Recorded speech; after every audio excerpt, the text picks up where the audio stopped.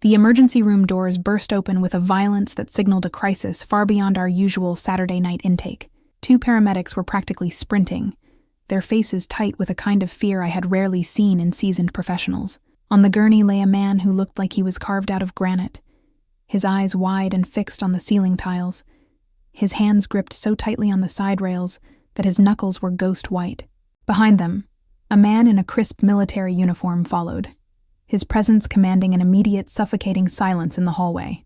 "Clear a path," he barked, not as a request, but as a battlefield order. I stepped forward, my heart hammering against my ribs, but the chief surgeon, Dr. Harrison, was already there. He looked at the veteran, then at the officer, and sighed with a dismissive arrogance that made my blood boil. "He is just dehydrated and disoriented, Colonel. Typical for his age and history. Move him to observation and wait for the lab results," Harrison said, barely glancing at the patient's chart before turning his back. The veteran's eyes suddenly darted to mine, and for a split second, he made a sharp, rhythmic tapping sound against the metal rail. 3 short. It was Morse code for SOS. No one else noticed. They were too busy following the surgeon's dismissive lead, but I saw the terror behind the granite mask. Something was deathly wrong, and it was a secret the hospital was already trying to bury, before even looking at the patient. I really want to know where you are watching this story from today. Please tell us in the comments, as we love knowing how far these stories reach. Before I tell you what happened next, I should introduce myself properly. My name is Elena Vance. I grew up in a small, gritty industrial town in Ohio, where the smoke from the factories was the only thing that moved faster than the gossip. I learned early on that if you do not pay attention to the small details, the world will grind you down. I have been a nurse for 12 years now, working in some of the busiest hospitals in the country, but I currently live and work in the heart of Virginia, not far from the military bases. My life has been a series of high stakes and quiet observations, a world of hospital hallways and medical mysteries that most people prefer to ignore. I have seen the best and worst of humanity in these wards, the petty intrigues between doctors, the heartbreaking gossip in the break rooms, and the silent battles patients fight when they think no one is looking. But nothing I had experienced in my decade of service prepared me for the man in bed 14. As I moved toward him to check his vitals, I noticed a faded, jagged scar running from his jawline down to his collarbone, partially hidden by a necklace that held a single, dented brass casing instead of a cross. If this story has already grabbed your attention, take a moment to subscribe to the channel right now, because what comes next is going to surprise you even more. The air in the room felt heavy, charged with a tension that only soldiers and nurses truly understand. Dr. Harrison had already moved on to a more important case, leaving me alone with the veteran and the colonel, who stood like a statue at the foot of the bed. The patient's breathing was shallow, a rhythmic wheezing that didn't align with simple dehydration. I reached out to adjust his oxygen mask, and his hand shot up, grabbing my wrist with a strength that shouldn't have been possible for a man in his condition. His grip wasn't aggressive. It was desperate. The colonel stepped forward, his boots clicking sharply on the linoleum. "Private Miller, stand down," he commanded, now. But the veteran didn't look at him. Move. He looked straight into my eyes, his lips trembling as he tried to form words. I leaned in, my ear inches from his mouth, ignoring the colonel's warning glare. "The file. 67. The ghost protocol," he rasped, his voice sounding like dry leaves skittering across pavement. I felt a chill run down my spine that had nothing to do with the hospital's air conditioning. I pulled back and looked at his chart. It was nearly empty, a few recent notes about fatigue and a brief history of service. There was no mention of a 67 or any protocol. When I looked back at the colonel, he was watching me with an intensity that made me feel like I was the one under interrogation. "He is delirious, nurse. Ignore the ramblings of a tired man," the officer said, but his eyes were fixed on the veteran's hand, which was still trembling against mine. "I want to take a moment to ask you, where are you watching this story from? Write it in the comments below. It is incredible to see people from so many different places following stories like this one. I couldn't let it go." That night, during my break, I bypassed the digital records, which I knew could be edited or wiped, and headed down to the basement archives.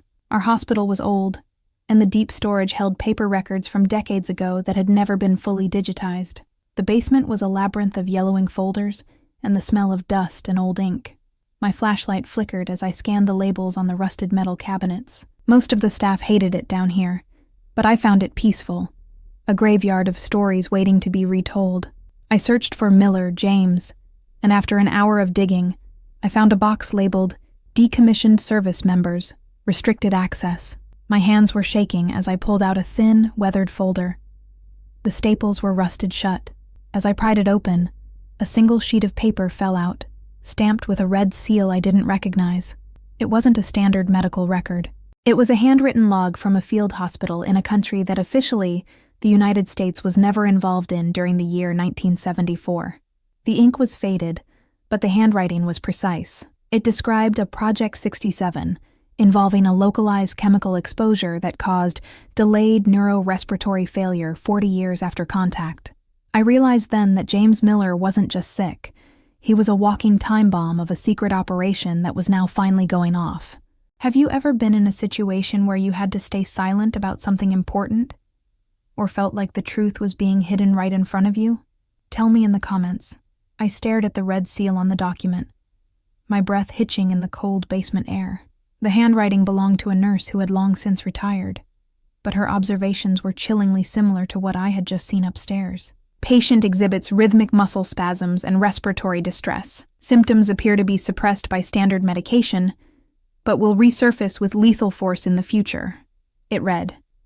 I heard a heavy footstep on the stairs and quickly tucked the file under my scrub top, the cold paper pressing against my skin like a lead weight. It was a security guard doing his rounds, and he looked at me with suspicion. You shouldn't be down here, Elena. This area is off limits after midnight, he said, his hand resting near his holster. I forced a tired smile, pretending I was just looking for an old supply of saline. As I walked back to the elevator, my heart was racing. I wasn't just James Miller's nurse anymore.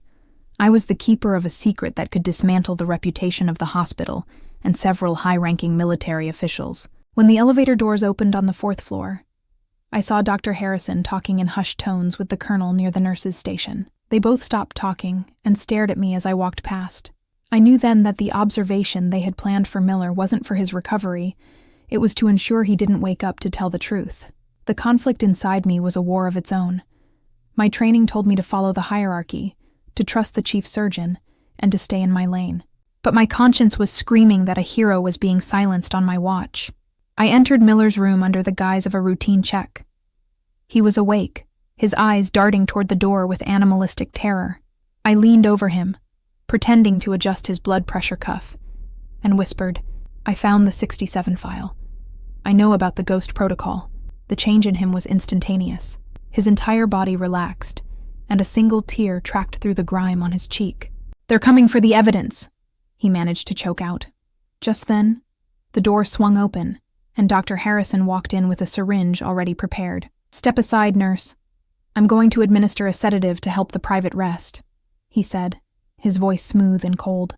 I looked at the tray and saw a vial of a medication that was strictly contraindicated for anyone with respiratory distress. Harrison wasn't trying to help him sleep.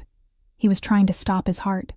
I stood my ground, my hand covering the IV port. This medication isn't on his chart, doctor.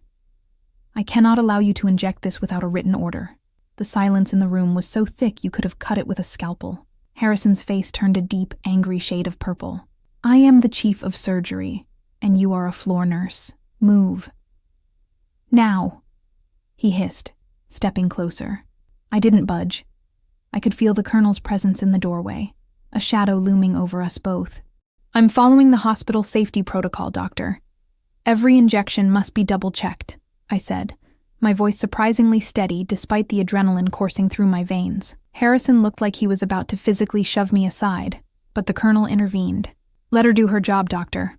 We wouldn't want any procedural errors on a veteran's record, would we? The officer's voice was neutral, but there was a sharp edge to it that made Harrison hesitate. I used the moment to swap the syringe on the tray with a harmless saline flush I had in my pocket. As Harrison angrily pushed the fluid into the IV line, thinking he had won, I caught the colonel's eye. He gave a barely perceptible nod. I realized then that the intrigue in this hospital went deeper than I thought. The colonel wasn't here to kill Miller. He was here to see if anyone would try. Minutes after Harrison left, Miller's monitor began to wail. His heart rate was skyrocketing. But it wasn't because of the saline. The 67 exposure was reaching its final stage, just as the old nurse had predicted decades ago. Alarms were screaming, and a code blue was called over the intercom. Nurses and residents flooded the room, but I pushed them back. "I need the atropine and the high-flow oxygen now," I shouted, taking control of the scene in a way that left the residents stunned. I remembered a specific instruction from the faded file, an unconventional combination of drugs used by field medics in the 70s to counteract chemical paralysis. I didn't wait for a doctor's approval. I drew the meds and pushed them into his line. Miller's body arched off the bed, his mouth open in a silent scream, and then, suddenly, he fell back against the pillows. The room went silent. The jagged line on the monitor smoothed out into a steady, healthy rhythm. I looked up to see Harrison standing in the doorway, his face pale as he realized that the patient he had tried to sedate was now more stable than ever. And I was the one holding the proof of his negligence. The aftermath was a whirlwind of legal threats and administrative inquiries. Harrison tried to have my license revoked for administering medication without an immediate order. But he didn't know I had smuggled the 67 file out of the building. The next morning, I met with the hospital board and the colonel. I laid the yellowed papers on the mahogany table, showing them the connection between Miller's condition and the cover-up from 1974. This veteran was poisoned by his own side, and this hospital tried to finish the job to protect a reputation, I told them, my voice echoing in the boardroom. The room was silent as the board members read the nurse's notes from 40 years ago. Harrison was stripped of his title by the end of the hour. The colonel approached me afterward, his stiff military exterior finally cracking into a small, respectful smile. "You have the heart of a soldier, Nurse Vance. Miller is going to be transferred to a private military facility for specialized care. He wants you to have this." He handed me the dented brass casing necklace. It was a token of a life saved and a truth finally told. James Miller survived, though his road to recovery would be long. As for me, I kept my job, but the hospital hallways never felt the same again.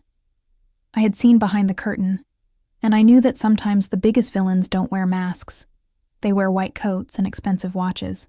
I still live in Virginia, and I still take the night shifts because that is when the real stories come out. My life as a nurse is often controversial, filled with moments where the right thing to do is also the most dangerous.